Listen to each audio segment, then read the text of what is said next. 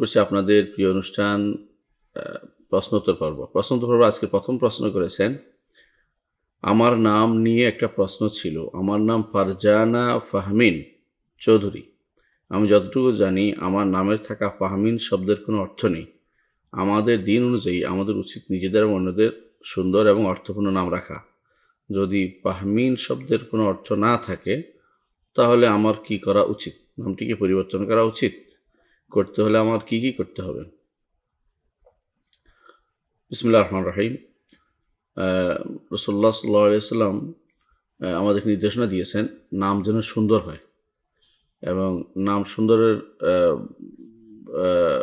বড় যে ভালো দিকটা সেটা হচ্ছে যে নামের সাথে মানুষের কাজের কিছু মিল থাকে, এগুলো তাফাউল বলা হয়।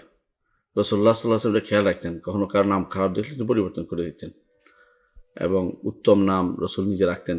যখন দেখতেন যে কোনো বেশি বাড়াবাড়ি হচ্ছে, ধার্মিক দেখে বাররা, কারো নাম নেককার, এটাও তিনি বদলাতেন। আবার কারো নাম খারাপ হলে মুর্রা, সেটাও তিনি বদলাতেন। রাসূলুল্লাহ সাল্লাল্লাহু আলাইহি ওয়াসাল্লাম এইভাবে নামের ক্ষেত্রে তিনি সুন্দর দিক নির্দেশনা আমাদের দিয়েছেন। তিনি এটাও বলেছেন যে তোমাদের নামগুলো সুন্দর করো, এবং এগুলো নাম অনুসারে তোমাদেরকে ডাকা হবে। যেহেতু নামগুলো একটা গুরুত্বপূর্ণ আমাদের সাকাফা বৈশিষ্ট্য, আমাদের দিনই একটি বৈশিষ্ট্য। কারণ হচ্ছে দেখবেন আপনি হিন্দু ধর্ম যারা আছে তারা তাদের নাম ভুলেও আপনার মতো করে রাখবে না, ওদের ঠিক সংস্কৃত নাম খুঁজে খুঁজে রাখবে। বৌদ্ধ যারা আছে ওদের মতো মহাথেরো মুক্ত বিভিন্ন রকমের রাখবে। খ্রিস্টানরাও তাদের মতো করে ডব্লিউ দিয়ে রাখবে। আপনি একজন মুসলিম হিসাবে আপনার নামটা যেন অর্থপূর্ণ হয় এবং এটা যেন আপনার সভ্যতা সংস্কৃতির পরিচায়ক হয়, এটা আপনার অবশ্যই থাকা উচিত। প্রত্যেকটি মানুষ এই জন্য নাম কখনো নাট বল্টু এই জাতীয় না রাখে, তারা যেন অবশ্যই রাখে যেটা মুসলিমের নাম হতে পারে, এরকম নাম যেন রাখা হয়। আর কিছু না পারো, কিছু নাম তো, একটা নাম তো কমন আছে, মোহাম্মদ নামটা রাখতে পারে, আহমদ নাম রাখতে পারে, আর আল্লাহর কাছে প্রিয় নাম দুটি আবদুল্লাহ আব্দুর রহমান দুটি রাখতে পারে। আবদুল্লাহ আব্দুর রহমান বা আল্লাহর সাথে যাই দাসত্ব বুঝায়, হ্যাঁ, আমাতুল্লাহ অথবা আবদুল্লাহ, আব্দুর রহমান, আব্দুল সামাদ, আব্দুর রাহিম, যতগুলি আল্লাহর নামের সাথে আব্দ লাগাই দিলে হবে দাস। এটা আবার আরবি নামটাই হচ্ছে, বাংলা নামটা যেন না হয় এই জন্য। কারণ আপনার সংস্কৃতির আপনি যেটা আপনি বিশ্বাস করেন, বিলং করেন, যে বিশ্বাস, সেই বিশ্বাসটাকে যেন আপনার পরিচয় আপনার নামের মধ্যে, এবং বুঝতে পারে যে মুসলিম না অমুসলিম। অনেক সময় অনেকের নাম এমনও হয়, দেখা যায় যে যদি বাপের নাম না জিজ্ঞাসা করা হয়, অনেক সময় বলা যায় না লোকটা কি মুসলিম না অমুসলিম। ধরেন বললো যে সুমন, এখন সুমন চন্দ্র ভট্টাচার্য না সুমন চৌধুরী, এইটা কোনটা বললে কিন্তু মুসলিম বোঝা যাচ্ছে না। যতক্ষণ পর্যন্ত সুমন তোমার পিতার নাম কি, তখন বলে যে হ্যাঁ মোহাম্মদ অমুক, তখন বোঝা যাচ্ছে সে মুসলিম।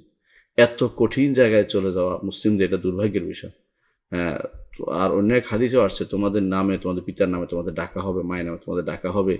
তো এই হাদিসগুলো দ্বারা বোঝা যাচ্ছে যে অবশ্যই আমাদের নাম সুন্দর হওয়া উচিত এবং অর্থপূর্ণ হওয়া উচিত। আমাদের দুর্ভাগ্য যে আমরা অনেকেই বিভিন্ন ইন্টারনেট খুঁজে একটা নাম বের করছি, অর্থ নিজে বানাই নিয়েছি, এরপরে নাম একটা রাখে, এরপরে যদি এটা শুদ্ধ হয় না, বলতে আমি ইন্টারনেট খুঁজে বের করছি।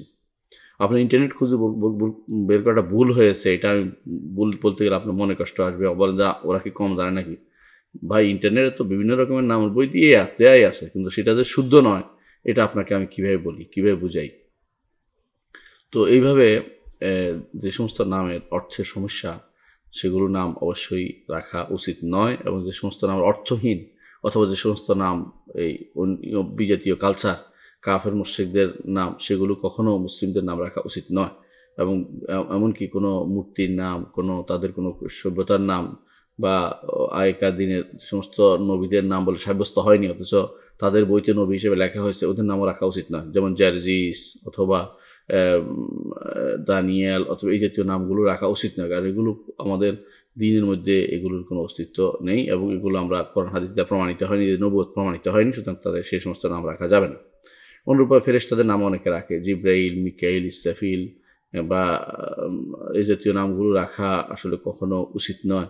কারণ হচ্ছে এগুলো আপনার এগুলো বেশি বাড়াবাড়ি হয়ে যাচ্ছে। নবীদের নাম, ইয়াদের ফেরেশতাদের নাম রাখা উচিত না, কারণ তাদের ফেরেশতারা আলাদা প্রজাতি, তাদের নাম আপনার মধ্যে আসবে কি জন্য।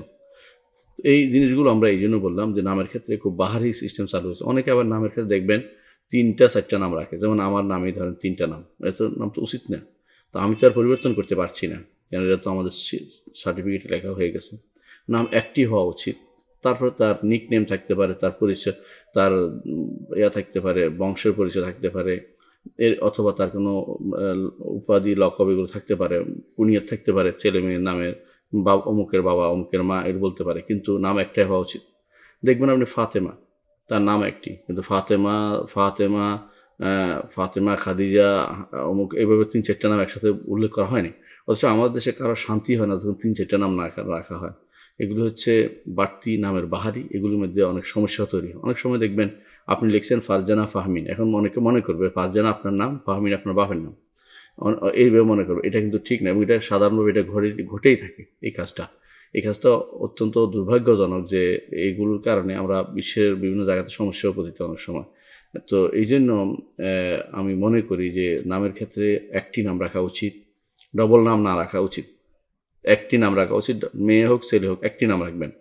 আমরা আমাদের সন্তানদের নাম এভাবে রেখেছি আবদুল্লাহ, আব্দুর রহমান, আবদুল্লাহ মজুমদার, আব্দুর রহমান মজুমদার, মোহাম্মদ মজুমদার, অসুবিধা হয়নি।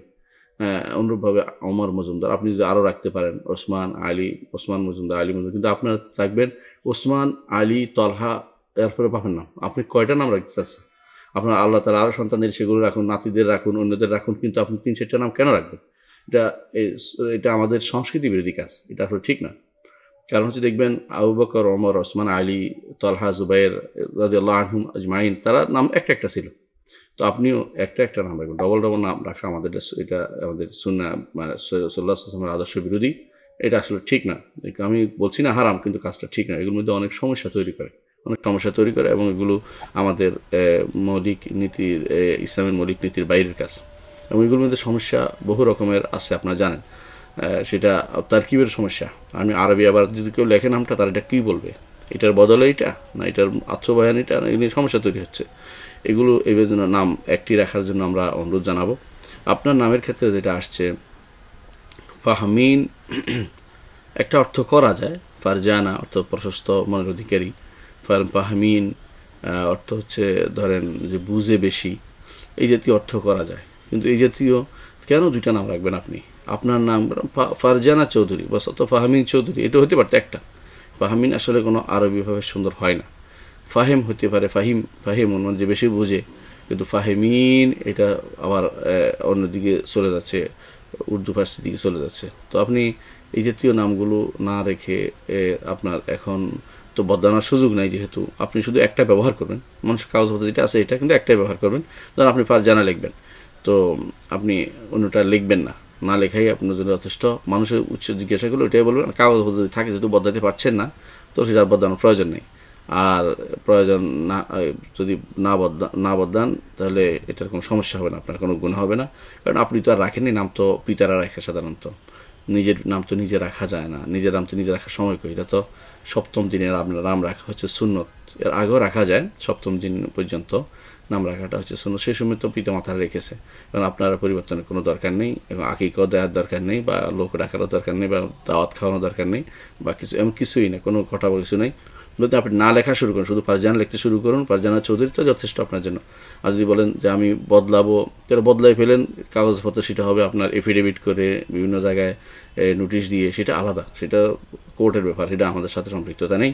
তো মৌলিকভাবে আমি আপনার এই নামটা বর্তমানে যে অবস্থা আছে রাখার মধ্যে কোনো দোষ দেখি না, কারণ নামটা আপনি রাখেননি। আপনি রাখলে সেটা দোষ হইতো এবং পরিবর্তন করা দরকার ছিল, এখন তো পরিবর্তন করবেন না। আশা করি বিষয়টি বুঝতে পেরেছেন।